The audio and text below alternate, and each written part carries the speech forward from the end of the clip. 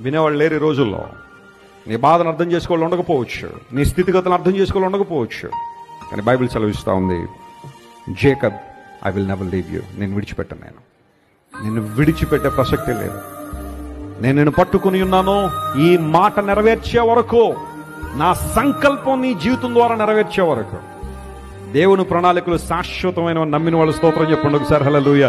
My plans are eternal. నా శాశ్వత ప్రణాళిక నీ ద్వారా నెరవేర్చే వరకు ఎన్ని కష్టాలు ఉపద్రవాలు నిలబడంతే నేను నడిపించేవాడిని. నేను నీ జీవితంలో ఏ ప్రణాళికలు నెరవేర్చాలని నేను సంకల్పించానో, ఉద్దేశించానో అవి నెరవేరుతాయంతే. Your unstoppable. ఎవరు నేను అడ్డుకునేవాళ్ళు లేరు. కాళ్ళు ముడుచుకుని పడుకోవడం అంటే అర్థం ఏంటో తెలుసా?